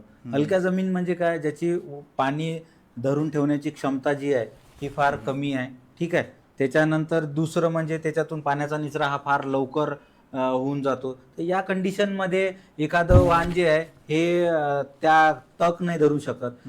दुसरं हेवी सॉइल आहे, तिथं जास्त पाऊस झाला, पाणी निचरा होतच नाही, त्याच्यातून पाणी थांबून राहते, तर त्यावेळेस ते नुकसान, जर त्याची तक धरून ठेवण्याची क्षमता नाही आहे तर तिथं नुकसान. ओव्हरऑल वायडर अडॅप्टेबल वाण पाहिजे. वायडर अडॅप्टेबल हा योग्य शब्द आहे, त्याला आता सर्व परिस्थितीमध्ये येणारं वाण पाहिजे, ऑलराऊंडर पाहिजे. त्याला बॉलिंग आली पाहिजे, बॅटिंग आली पाहिजे, फिल्डिंग आली पाहिजे, सगळं झालं पाहिजे. या पद्धतीचं तर विकेट किपिंग पण करता आली पाहिजे. तर असं जर असलं तर ते महत्वाचं राहील. कारण कोणत्याही मातीत, कारण शेतकऱ्याची वाण निवड करताना तेच महत्वाचं राहते की कोणत्याही परिस्थितीत ते आलं पाहिजे. समजा ठीक आहे, आता तुम्ही 2 क्विंटलचं जे विचारलं, 2 क्विंटलचा कसा फायदा, तर एखादं वाण आहे, समजा त्या एक शेतकरी आहे, उदाहरण देऊन सांगतो मी तुम्हाला. एक शेतकरी आहे, त्यानं 2 वाण निवडले, ठीक आहे. त्याच्या शेतात लावायसाठी त्यानं त्याची 2 एकर शेती आहे. 2 एकर शेतीमध्ये त्यानं 2 वाण लावले. एका एकरात असं लावलं जे वायडर अडॅप्टेबल आहे ना, जे कोणतीही परिस्थिती देते. आणि दुसरं असं की ज्याला जास्त मॅनेज करावं लागते, ज्याच्यावर रस शोषण करणाऱ्या किडीचा प्रादुर्भाव जास्त आहे ना, किंवा त्याला नंबर ऑफ बोंडांची संख्या कमी आहे, बोंडाचं वजन कमी आहे. तर या केसमध्ये काय होते पहा, की तुम्ही जर जे पहिल्या एका एकरात लावलेलं आहे तिथं तुमचं रस शोषण करणाऱ्या किडीचा प्रादुर्भाव कमी आहे, त्याच्यामुळे तुमचा स्प्रे कॉस्ट कमी झाला. त्याच्यानंतर बोंडांची संख्या जास्त आहे, बोंडाचं वजन जास्त आहे, त्याच्यामुळे तुम्हाला जे आहे तिथं 2 क्विंटल उत्पन्न जास्त झालं, खर्च कमी लागला. दुसरं वाण आहे की जिथं रस शोषण करणाऱ्या किडीचा प्रादुर्भाव जास्त झाला, आणि बोंडाची संख्या कमी आहे किंवा बोंडाची साईज कमी आहे, त्याच्यामुळे तिथं उत्पन्न जे आहे हे कमी आलं. इथं तुमचं उत्पन्न आलं 10 क्विंटल, तिथं तुमचं उत्पन्न आलं 8 क्विंटल. ठीक आहे, इथं तुमची कॉस्ट ऑफ कल्टिवेशन पण कमी लागलेलं आहे, उत्पन्न पण जास्त आलेलं आहे. तर ते 2 क्विंटल जास्त उत्पन्न म्हणजे आज 8,000 रुपयाचा कापसाचा भाव आहे, तर 8 दुने 16,000 रुपये झाले. 2 क्विंटल म्हणजे आणि 16,000 रुपये. 16,000 रुपये तुमचं वेचणीची मजुरी असू शकते, 16,000 रुपये तुमची खत व्यवस्थापनाची असू शकते, किंवा कुठलेही एक category of कशातही expenses तुमचे जे 16,000 रुपये जे आहे किंवा हे त्याला बोनसही म्हणू शकत ना आपण. बोनसही म्हणू शकतो. हे फक्त कशामुळे? वाण निवडीमुळे. एक योग्य वाण जर तुम्ही निवडलं तर तुमचं 1 ते 2 क्विंटल उत्पन्न जास्त जर आलं तुम्हाला, तर त्याचा सरळ तुमचा खर्चावर जो आहे हा परिणाम आणि होऊ मला असं शकतो. वाटतं खूपच योग्य सर मी वेळी अजून याच्यात थोडं जोडतो. आशिष सरांनी खूप छान एक्सप्लेन केलं. तुम्ही जर हुबट वाढणारं वाण घेतलं की ज्या गळफांद्या म्हणतो त्या येतच नाहीत, आणि जर तुम्ही एकरी झाडांची संख्या स्पेसिंगने प्लांट टू प्लांट डिस्टन्सने जर ऍडजस्ट केल्या, तर तुमचं हे 2 म्हणतायत मी 5 क्विंटलची हमी देतो, 5 क्विंटल उत्पन्न वाढेल. आणि जर ते रस शोषण किडींना प्रतिकारक चांगलं करणार असेल तर अजून तुमचे ऍडिशनल 4 ते 5,000 रुपये वाचतात. म्हणजे आपण, मला असं वाटतं खूपच योग्य वेळी ही चर्चा करतोय, ज्यावेळेस मला असं वाटतं हा निर्णय आता शेतकऱ्याच्या हातात आहे की कुठलं वाण घ्यायचं आहे. कारण 1 जून नंतर जवळपास लगभग चालू होते काही ठिकाणी आपल्याकडे. आजच सेल सुरू झाले. 15 मे पासूनच चालू होते आपल्याकडे, सेल पण चालू होते आणि काहीकडे आता ज्यांच्याकडे पाण्याची व्यवस्था लागवड पण सुरू होईल. तर वाण सिलेक्शन झालं. दुसरं आपण बोलता बोलता असं बोललो अंतर 2 झाडामधलं अंतर. आणि तुमच्यासोबत मी बोलत असताना आणि तुमचे प्रोफाईल ज्यावेळेस बघत होतो त्याच्यामध्ये एचडीपीएस हा एक शब्द होता, राईट? तर आम्हाला त्याच्याबद्दल, म्हणजे हे कशा प्रकारचा पॅटर्न आहे, म्हणजे सोईंगचे पॅटर्न कोणते कोणते असतात कापूस शेतीमध्ये, आणि त्याच्यापैकी एचडीपीएस हा पॅटर्न काय आहे, त्याचा काय फायदा होते आज हे आपल्या सगळ्या महाराष्ट्रातल्या शेतकऱ्यांना आपण इथून सांगू शकतो. आणि त्याच्यासाठी आपल्याकडे, म्हणजे तुम्ही एखादं वाण कुठलं सजेस्ट करू शकाल? अशा 3 माझ्या एकाचला धरून प्रश्न आहेत. Very good. तुम्ही एकदम नवीन टेक्नॉलॉजी बद्दल नाही, विचारलं. एचडीपीएस म्हणजे हाय डेन्सिटी प्लांटिंग सिस्टम, म्हणजे पर एकर झाडांची संख्या वाढवणे. बरोबर आहे. सेंट्रल गव्हर्नमेंट सुद्धा या प्रोजेक्टवर खूप फोकस करत आहे आजकाल. आणि त्याच्यासाठी विदर्भातला अकोला रिजन जो आहे हा पायलट प्रोजेक्ट म्हणून तिथे सुरू आहे, आणि पूर्ण महाराष्ट्रात सेंट्रल गव्हर्नमेंटला याला स्प्रेड करायचं आहे. यामध्ये लागवडीचं अंतर जे असतं 3 बाय अर्धा फूट. 3 बाय अर्धा फूट. 3 बाय अर्धा फूट. हा, कल्पनाही करू शकत नाही आपण. ट्रॅक्टरने सोईंग होते. एका हिलवर फक्त 1 सीड टाकलं जातं. फक्त इथे तुमची बियाण्याची कॉस्ट वाढते. असे नॉर्मल एकरी तुम्हाला 1 ते 1.5 बॅग लागत असेल तर इथे एकरी तुम्हाला 4 ते 5 बॅगांवर जावं लागतं. पण याचा उत्पादन वाढीमध्ये खूप फायदा होतो. इकॉनॉमिक्स सांगा सर, आकड्यात सांगा, आकड्यात. म्हणजे गणित समजून पाहिजे आम्हाला. समजा क्रॉसवाली पद्धत मी बघितलेली आहे, आणि मी एचडीपीएस पण बघितलेली आहे. माझ्या फील्ड व्हिजिट्स मध्ये आपण ICAR शास्त्रज्ञांनी केलेली आणि त्यांच्या फील्ड व्हिजिटला पण केलेलं आहे. तर एक तर मला पहिलं लक्षात येतं म्हणजे की सीडचाच खर्च जास्त लागून राहिला, म्हणून मला भीती पण वाटत आहे की सीडचा खर्च वाढून राहिला म्हणून मला पेस्टिसाइड पण वाढेल का, माझं लेबर पण वाढेल का, माझं फर्टिलायझर पण वाढेल का, राईट? त्याचा पण खर्च वाढेल का? एक पहिला माझी म्हणजे माझा जो हे आहे तो दूर करा तुम्ही, माझी शंका आहे ती दूर करा. आणि मला क्रॉस जी असते म्हणजे चौफुली मेथड ज्याला म्हणतो आपण, ती मेथड आणि एचडीपीएस मेथड काय फरक पडेल पर एकरी? चौफुली मेथडमध्ये काय असते, तुम्ही दोन्हीकडून डवरे किंवा काय ते चालू शकता. एचडीपीएस मध्ये तुमचं एका साईडने फक्त इंटरकल्चर होईल. बरोबर. ह्या एचडीपीएस मध्ये तुमचं वाण सिलेक्शन खूप महत्वाचं असतं. एचडीपीएस मध्ये लागणारं जे हायब्रिड असतं ते 0 मोनोपोडिया म्हणजे 0 गडफांदी त्याला यायलाच नको. त्यानंतर ते वाण 140 ते 150 दिवसात त्याची मॅच्युरिटी आली पाहिजे, म्हणजे ज्याला आपण एक्स्ट्रा अर्ली मॅच्युरिटी म्हणू. त्याच्यानंतर खताच्या नियोजनात तेवढा फरक पडत नाही. खत एकरी जे प्रमाण आहे तेवढ्याच खतावर ते क्रॉप पण येतं. पेस्ट पॉप्युलेशनचा पेस्ट डायनॅमिक्स तुम्ही या आपला स्काउटिंग पद्धतीने ज्या वेळेला वाणानुसार ते कोणतं सकिंग पेस्टला ससेप्टेबल असेल मावा तुडतड्याला त्याला स्प्रे 1-2 जास्त घ्यावा लागतील, जे टॉलरंट आहे त्याला कमी घ्यावे लागतील, पण तुमचं यील्ड हमखास वाढतं. तरी मला फरक सांगा, म्हणजे मी इकडे 10 क्विंटल म्हणजे इकडे 5 क्विंटल होत असेल तर इकडे 8 होऊ शकतं का? म्हणजे आपण फरक पहा, सरांनी फार व्यवस्थित सांगितलं आपलं HDPS मध्ये कसं वाहन असेल. कारण मेन वाहन निवडीचंच आहे HDPS मध्ये. जर तुमचं वाहन जास्त गळफांद्यावाला आहे, बुशी टाईप ज्याला म्हणतो तसं आहे, तर अर्ध्या फुटावर गेल्यानंतर ते दाटून जाईल, जास्त लिफी होऊन जाईल. साठी आपल्याला कमी गळफांद्यावाला उभाट पाहिजे. आता हे का बरं, त्याचं आपण थोडं मॅथमॅटिकली जाऊ. ठीक आहे, तुम्ही जसं अर्थशास्त्रीय म्हटलं त्या पद्धतीने मी सांगतो. 3 बाय अर्धा म्हणजे एका एकरात तुमचे 29,000 ते 30,000 झाडं बसतात, बरोबर? 3 बाय अर्ध्या फुटावर. सोपी गणित आहे, कोणतेही शेतकरी हे करू शकते. Area upon spacing. एरिया म्हणजे किती? 1 एकर. 1 एकर म्हणजे किती? 43,560 स्क्वेअर फीट, बरोबर आहे? 3 बाय अर्धा म्हणजे किती झालं? 1.5 फूट, बरोबर आहे? तर 43,560 ला जर 1.5 फुटानं भागितलं तर ते झाडाची संख्या येईल तुमची 29,000 समथिंग येते समजा. 29,000 पकडू. हेच जर आपण 1 फुटात गेलो 3 बाय 1 ज्याला क्लोजर स्पेसिंग म्हणतो, तर हे झाडाची संख्या येईल तुमची जवळपास 15,000. म्हणजे सरळ दुपटीनं तुमचे झाडं जे आहे HDPS मध्ये वाढत आहे. आता याचा फायदा काय हे समजून घेऊ आपण. समजा आपण 3 बाय 1 वर झाडं लावत आहे क्लोजर स्पेसिंग वर, किंवा जनरली जो महाराष्ट्रातला शेतकरी आहे ज्याची कॉमन स्पेसिंग आहे ते 4 बाय 1.5 आहे. 4 बाय 1.5 वर जर तुम्ही लावलं तर तुमची झाडाची संख्या जास्तीत जास्त 9,000 पर्यंत येते, 9 ते 9,500. ठीक आहे, तर इथं तुमची झाडाची जर 1 फुटावर 3 पट झाली. जर नॉर्मल 4 पट झाली, 9 त्रिक 27 झाली, 3 पट झाली, तिप्पट झाली समजा. तर इथं फायदा काय होते? पहिला फायदा पहा की तुमचं जर समजा पेरणीनंतर झाडं मेले काही कारणास्तव, तर तुमचं तेवढ्या जागेतल्या झाडाचं उत्पन्न हे गेलं. जे HDPS मध्ये मेले जरी तरी तुमचे 1% 2% कमी होतील. हा पहिला फायदा. दुसरा फायदा, जनरली आपल्याला काय पाहिजे? मोठं झाड पाहिजे, त्याला 100-100 150 बोंड पाहिजे. झाडाचं अंतर जास्त राहील, एक झाड जरी गेलं तर तुमचे 100-150 बोंड गेले. इथं तो कॉन्सेप्ट नाही आहे HDPS मध्ये. इथं एका झाडाला मिनिमम 8 ते 10 जरी बोंड लागले तरी तुम्हाला जे आहे हमखास तुम्ही जेवढं एक्सपेक्टेड उत्पन्न आहे. इव्हन HDPS मध्ये 3 बाय अर्धा फुटावर एका झाडाला 1 बोंड म्हणजे एकरी 1 क्विंटल उत्पन्न. एका झाडाला 1 बोंड म्हणजे एकरी 1 क्विंटल उत्पन्न. 10 बोंड म्हणजे 10 क्विंटल उत्पन्न. तर ते कसं असं? तर ते कसं? त्याचेच मी सांगतो.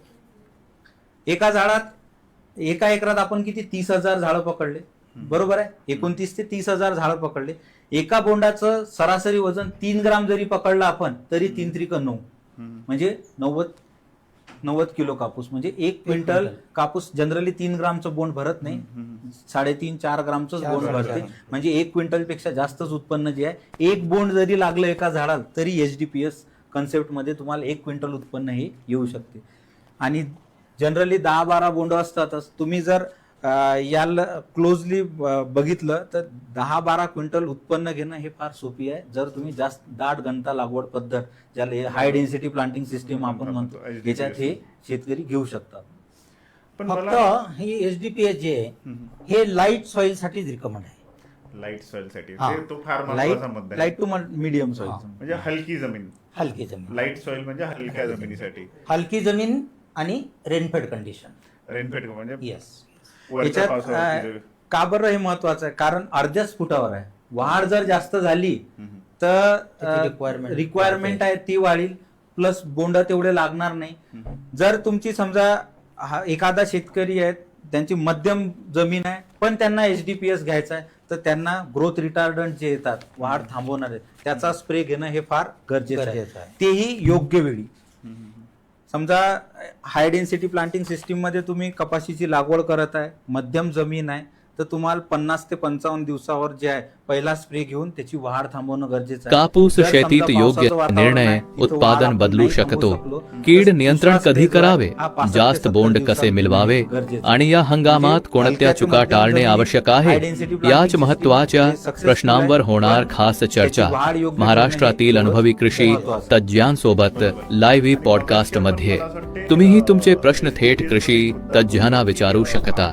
पहिल्या 50 सहभागियांना प्रश्न विचारण्याची संधी 16 मे 2026 शनिवार संध्याकाळी 6 वाजल्यापासून फेसबुक. चौफुली मेथड जी होती त्याच्यामध्ये ते लेबर इंटेन्सिव्ह आहे, त्याच्यामध्ये आपल्याला लेबर लागेल आणि इथे आपण ट्रॅक्टरने करू शकू. तर मला असं वाटतं एक लेबरचा एक्सपेन्सेस त्याच्यामध्ये कमी होईल. नाही, तसाही खर्च जर पाहिला आपण चौफुलीवर जे लावतात ते एका जागी 2-2, 3-3 बिया लावतात. इथे एसडीपीएस मध्ये ट्रॅक्टर किंवा एक जाईल. हे सोईंग असल्यामुळे एका फुटावर एकच बी पडते. आणि दुसरा मला असं वाटतं त्याचा फायदा मला समजून येतोय, म्हणजे तुम्ही आणखी फायदे मला सांगू शकता की आपण योग्य वेळी पेरणी करू शकेल. कारण लेबरचा शॉर्टेज आजकाल सर्व शेतकऱ्यांमध्ये शेतीमध्ये सर्वात ज्वलंत मुद्दा आहे तो सध्या. तर तो शॉर्टेज आणि मान्सूनच्या वेळेस म्हणजे पेरणीच्या वेळेस त्याची डिमांड भरपूर जास्त वाढते. म्हणजे लिटरली तर आम्ही आमच्या लहान असताना पहिले 15 दिवस कधी शाळेतच गेलेलो नाही, कारण त्यावेळेस पेरणीसाठी म्हणा किंवा शेती कामासाठी वडिलांना शेतात मदत हवी असायची. त्याच्यामुळे आम्ही पहिले 15 दिवस शाळेत 15 जून ते 1 जुलै पर्यंत शाळेत कधी गेलोच नाही. आणि तिकडून जे पैसे मिळायचे ते आपल्याकडे पॉकेट मनी म्हणून पण राहायचे. पण त्याच्यामुळे कदाचित ते 4 दिवस 5 दिवस म्हणजे योग्य वेळ जी होती माझी पेरणीची ते पण साधू शकेल. आणि दुसरा असा प्रश्न आहे की एचडीपीएस फ्रेंडली वाहनं हे मार्केटमध्ये अवेलेबल आहे का, त्याच्यावरती असं क्लिअरली लिहिलेलं असतं की दुसरे कुठले सजेशन तुम्ही द्याल की अच्छा एचडीपीएस म्हणजे आज जर आपली चर्चा ऐकून जर शेतकऱ्यांना एचडीपीएस मेथडनी जर पेरणी करायची असेल तर ते बियाणं घेताना कोणत्या गोष्टी बघायचं, म्हणजे त्या पॉकेटवरती लिहिलेलं राहील की एचडीपीएस फ्रेंडली आहे की दुसऱ्या कुठल्या गोष्टी त्यांनी पॅकेटवरती बघावी की हे एन्श्योर करायसाठी 2-3 असं आहे का काही? 2-3 गोष्टी महत्वाच्या याच्यात. सर्वात पहिले तर अर्ली ड्युरेशन वाला जर वाहन असेल तर ते याच्यासाठी चांगलं राहील. त्याच्याही पेक्षा महत्वाचं की उभाट वाढणारं वाहन, ज्याला आपण झिरो पोडियल म्हणू, झिरो मोनोपोडियल म्हणू, ज्याच्यात गळफांदी ही राहणार नाही, फक्त फळफांद्याच राहतील. उभाट वाढणार असेल जेणेकरून त्याच्यामुळे ते 2 झाडातलं जे आहे ते प्लांट जे आहे ते दाटतील नाही. आणि दुसरं म्हणजे अर्लीनेस. तिसरं महत्वाचं म्हणजे वेचणीस. त्याचं बोंड जे आहे हे चांगले फुलणारे पाहिजे, वेचणीस सोपं पाहिजे. कारण दाट झाल्यामुळे काय होते, दाट झाल्यामुळे जर एखादं वाहन आहे जे वेचणीस कठीण आहे तर लेबर पुन्हा तुमच्याकडे येतील नाही, तसंच लेबरचा शॉर्टेज असते. तर वेचायला सोपी असणार उभाट वाहन पाहिजे, लवकर येणारं पाहिजे, वेचणीस सोपी पाहिजे. असे वाहन जर असले तर ते एचडीपीएस साठी सुटेबल राहत. सो या चर्चेचा मी एक काय म्हणते कंटिन्युअस समरायझेशन माझ्या डोक्यात करतोय. तर मी असे 3 पॉइंट नोट डाऊन केले की युनिफॉर्म क्रॉप स्टँड, त्याच्यानंतर balance branching, balance growth, right, आणि स्टेबल बॉल फॉर्मेशन. याला अगदी या तिन्ही गोष्टींना सोप्या पद्धतीने कसं आपण आपल्या प्रेक्षकांना सांगू शकतो? कोणत्या कोणत्या गोष्टी म्हणल्या? Uniform crop stand, balance branching आणि स्टेबल बॉल फॉर्मेशन. कारण या 3 गोष्टी जर असल्या, ज्यावेळेस मी याचा रिसर्च करत होतो आणि आज मला तुमच्यासोबत चर्चा करायची होती, त्यावेळेस मी काही गोष्टी ज्या शोधून काढल्यात की काय असायला पाहिजे, त्याच्यामध्ये ह्या 3 गोष्टी मला प्रामुख्याने वाटल्यात, ज्याच्यामुळे शेतकरी इन्कम प्रेडिक्ट करू शकतो किंवा इल्ड प्रेडिक्ट करू शकतो, राईट. तर हे कसं आपण पहिला मुद्दा मी घेतो तुमचा की युनिफॉर्म क्रॉप स्टँड यासाठी सर्वात महत्वाचं आहे तुमचं पहिले 30 दिवस. ज्या ठिकाणी जर्मिनेशन जर तुमचं 100% असेल तर तुमचं प्लांट पॉप्युलेशन पर एकर जे आहे ते पूर्ण मेंटेन राहील. आणि सर्वच झाडांची ग्रोथ एका स्टेजला, प्रत्येक स्टेजला सारखी होत राहील. त्यामुळे क्रॉपमध्ये युनिफॉर्मिटी येईल. दुसरा पॉइंट, दुसरा आहे बॅलन्स ब्रांचिंग.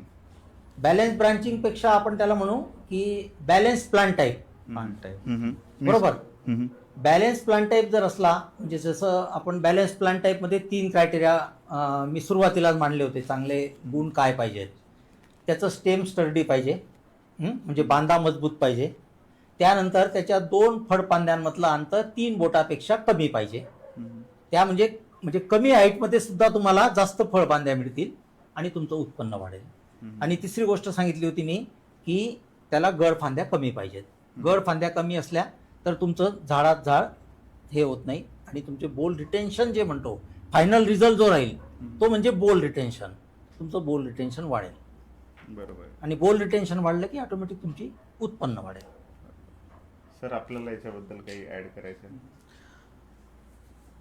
नाही, सरांनी योग्य जे आहे ते सांगितलेलं आहे. बोल रिटेन्शन हे फुलापासून पात्यापासून फुल आणि फुलापासून बोंड बनणं हे फार महत्वाची प्रोसेस जे आहे हे याच्यात बरेच वाण निवड पुन्हा पुन्हा वाणावरच येतो आपण.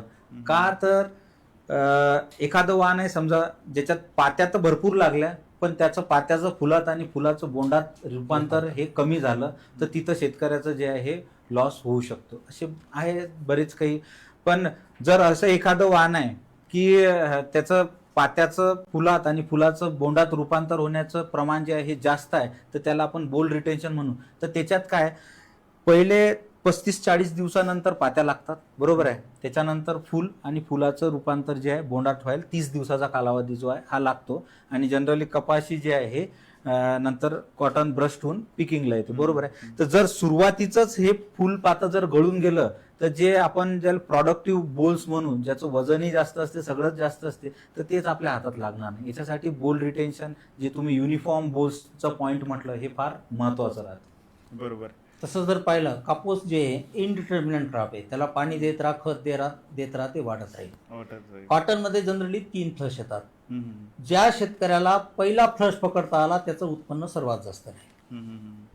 पहिला फ्लश जर गळून गेला पहिल्या 2 फ्लश मध्ये 90% यायला पाहिजे. हा तर तो ते पात्याकडून नाही गेला पाहिजे. Yes, त्याचं yes, ball yes. Formation proper जर झालं तर त्याचा पहिला फ्लश त्यांना चांगला येईल. म्हणजे चांगलं उत्पन्न त्यांना ते इन्शुअर करू शकतात. किंवा प्रेडिक्टेबल इन्कम म्हणजे उत्पन्नाची हमी उत्पन्न जे आपण सुरुवातीला पण गॅरंटीड जो शब्द किंवा ॲश्युअर्ड हमी शब्द जो आपण सुरुवातीला वापरला होता तर मला असं वाटतं तो त्याच्यातून तयार होईल. आपण एकदा एक व्हिडिओ आपण बघतो याच्यानंतर आणि व्हिडिओ बघितल्यानंतर आपण काही शेतकऱ्यांचे प्रश्न आहेत आणि माझ्याकडे ना रॅपिड फायर आहे सर तुमच्या दोघांसाठी. मोठ्या प्रश्नांची यादीच मी काढून आणलेली आहे. म्हणजे आज मला बऱ्याच दिवसानंतर एक्सपर्ट सोबत चर्चा करायला भेटली त्याच्यामुळे मी प्रश्नांची पूर्ण लिस्ट बनवली आणि ते सगळे प्रश्न शेतकऱ्याच्या उपयोगाचे आहे आणि तुम्हाला एक एक शब्दात किंवा एक एक वाक्यातच फक्त उत्तरं द्यायचे. तर आपण तो एकदा व्हिडिओ बघून घेऊया. त्याच्यानंतर आपण शेतकऱ्यांचे जे कमेंट्स आपल्याकडे भरपूर शेतकऱ्यांचे कमेंट्स आलेले आहेत काही ते बघूया आणि त्यानंतर तो रॅपिड फायर. आणि त्यानंतर मला तुम्ही सजेस्ट करा की आणखी काही गोष्टी ज्या मी तुम्हाला विचारलेल्या नसतील पण ज्या एक कापूस उत्पादक शेतकऱ्याच्या दृष्टीने महत्वाच्या आहेत त्या आपण घेऊया याच्यामध्ये. चालेल? जर आपण माझ्या बॅक